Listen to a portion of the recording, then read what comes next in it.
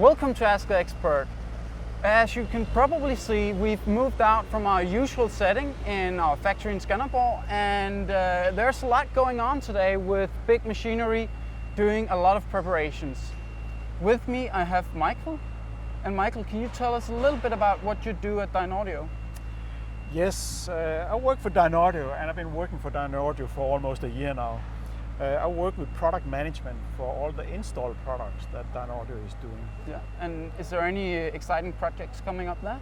Yeah, it's a quite new area for Dynaudio, and we're actually working out a brand new product line coming later this year. Okay.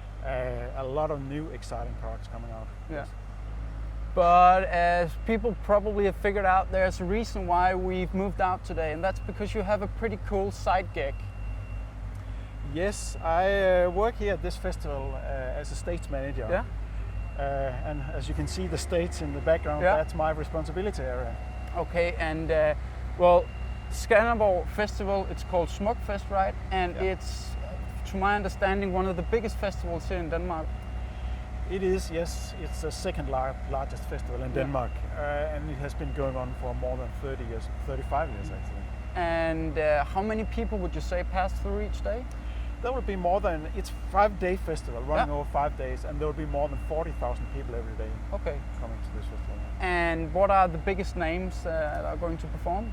Yeah, it is a big international festival, so we will have Rihanna visiting us, we will have Sia, and we will have Sting as 3 of the main acts, Okay. international main acts this year. And on top of that, there will be a lot of Danish main acts as well. A lot of big names. Yeah. Sounds like a cool festival. It is, yeah. Michael, can you talk a little bit about how you ended up working as a stage manager here at the Smuk Fest?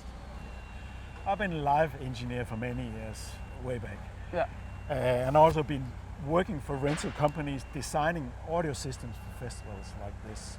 And then I got connected to this festival. So I've actually been on this festival for 30 years, and I've been doing bands, designing the festival, and now I'm a stage manager on this festival. Yeah. A little bit of everything. Yes. And definitely. I guess that a lot of the experience that you have from live touring and being a live sound technician, they benefit you quite a lot. Yes, you know what it's all about, because as you can see, the stages here are quite small. Yeah. So it's a challenge to have those big names we talked about, like Rihanna. They have a much bigger stage setup than we can have here, an audio setup and lighting setup. So it takes a lot of experience to have that discussion with the production crew from Rihanna To figure out how you fit everything into a considerably smaller stage than they're used to. Exactly. Yeah. They actually get quite shocked sometimes to see how small this stage here is. And it is, when you compare it to stadium stages, it's a lot smaller. It's like, I would say it's probably between 30 and 40% of what a stadium stage is, yes. okay. So it's quite small. So if you have 20 trucks coming in with gear, you have to pick a lot of that out. You have to cut down the number of trucks, yes, and cut down the equipment you run here. Okay. Yeah. Cool. Okay, Michael, I have to ask you this question, and I know that you probably get it a lot, but how many watts do you have here at the biggest stage on Smuk Fest? You're absolutely right. I get that question quite often. Well, I did talk to the audio guys from the rental company, and they have 40 amplifiers here running the main system for the whole stage here. Yeah. And every amplifier has 4 channels, and every channel has 2.2 kilowatt. So that means a lot of watt. Yeah. At the calculation in my head is difficult, but It's more than 350,000 watt. that's a lot. And with so many watts, do you have any kind of restrictions on how loud you can play? We do, yes. Yeah. There is a limit also to protect the ears for the audience and so on. But it's 103 dBA weighted in the mixing position, which is 50 meters away Okay. from the stage. And if a band were to play to the limit of that, the 103 dBA, right? How would that sound for the audience? That will be loud. Loud. Okay. Not something that you want to be in for a No, longer time? Not at all. No. Okay. Michael, at a festival like this, would it be possible to use any of our speakers? Yes and no. I mean, a speaker is a speaker. you know, like, but Dynaudio is developing speakers that are primarily to be used for hi-fi, and we put a lot of efforts into having like a true acoustic reference and a true sound in the speakers, where PA speakers like this one here are designed to play extremely loud. Okay. If you look at the towers down there in the background, you can see they're almost 20 meters high. And there will be speakers. Big. There will be speakers from top to bottom on, Yeah. on that one. On the very top, you put some line array speakers up, and in the bottom you put some sub speakers up. So I guess that's also about creating a huge sound pressure. It's all about the sound pressure and the coverage of the area. Yeah, Okay. yes. And it being a festival, and as people can see, there's a lot going on right now, and well, we're exposed to the elements. I just felt a drop of rain. Actually, I guess that they also have to be quite durable. Yeah. When you design PA speakers for festivals like this, they will be exposed to rain. They will be exposed to the elements in general. You know, like, so hanging there, you know, like, and it starts raining, they have to deal with the water. Yeah. You know? So they have to be designed that way, and the cabinets have to be designed so they can actually withstand the rain. Yes. Yeah. And when we walked around here, I kind of saw that, well, it's a big production, and things have to get done quickly sometimes. So I guess that they get roughed up quite a bit as well. So it's really about producing some cabinets that are durable. The speakers on this festival here comes from a rental company, a Danish rental company, but they do international touring. So those speakers goes in and out of trucks every day. They get rigged like you see down here now, and they'll go up and they will go down, and it's a rough and it's a tough life for a speaker like that. And we more into creating speakers that look nice and are standing in homes. Exactly. And so no Dynaudio speakers here. Not now. Not now. Michael, a PA setup for a festival like this, how does it look? It's quite simple actually. Well, you have some microphones and you have some outputs on the stage. All the bands are coming with their instruments and they play a song or two, maybe 10. And you put it into the microphones and the drivers, and a lot of that music comes from computers as well. Yeah. And it goes through what you call a snake all the way up to the front of house position, where you mix it, and they have their own sound engineer, and he will start mixing the show. And then when he has his final mix, he will put reverbs on it, he will put delays on some things, and he will process the whole signal chain. And then when you have a mix, you just return it to the stage, and it goes to the amplifiers, and from the amplifiers to the speakers and out to the audience. It's quite easy. And that's the same thing for every festival, or is if you're a little band playing on a club, it's the same basically. This is just much more of everything. Okay, that's it. Yeah.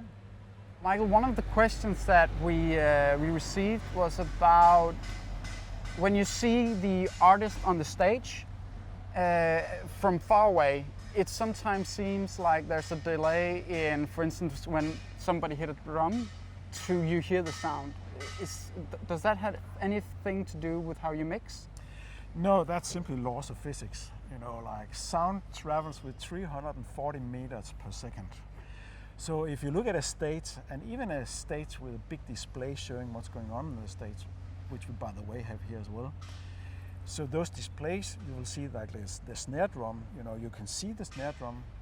He hits the snare drum, and then you hear the sound a lot later.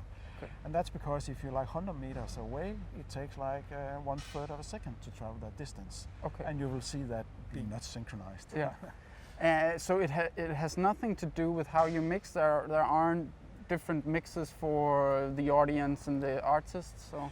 No, of course the artist can play if he has that delay. Okay. But he's standing close to where the source is. Yeah. So the drummer hears the snare drum, and the mix that the musician is listening to is called the monitor mix, and that's done on the stage, and there's no delay or latency in that signal. So quite different from the mix that we get from... It's a totally different mix you get. Like. What the audience get is what the sound engineer in front of house, what he decides you should hear, and what the musicians hear is a monitor engineer mixing that sound. And that's more sound that the musicians can use to play the best possible way. Yeah. Okay, thanks. Okay, Michael, one of the questions we received quite a lot, and also one that I'm personally curious about, is how do you manage to cover this huge space with quality sound? That's a good question. And as you can see, this festival here is right in the middle of the forest. So we have a lot of trees, and that's a challenge to cover every area of this area here, because you have the trees and you can't put the high frequency sound through the trees. So what we actually do is we build the main system. Next to the stage we have two black towers, and you put the left and right system in there. Okay. And in between the two stages there is another tower where you put in the center system. This is the main system down there. Then in addition to that, you do a distributed delay system. And that's done, there's a big one down in that area here, because there's a lot of people standing there. And then you put some extra speakers there to cover that area. Okay. And then in 3 or 4 different trees here, we put a set of extra speakers in order to just give the high frequencies areas a little lift here, to cover the entire area. And those speakers that you place in the trees, is that just, you pick a random tree where you think this will do great, or do you plan it beforehand? No, it's actually well planned. It's not this type of planning you can do back home in the office, but it's this type of planning you do by experience. And the sound crew that is here has been here for many years, and they know from every year they build a little bit more experience, so they know exactly where to put those delay speakers. So we cover as much as possible. As much ground, good quality sound. Yes. And I know that, well, it's trees, so they of course grow each year. And does that mean that you fine tune each year? Yeah, you could say we fine tune the trees. Yeah.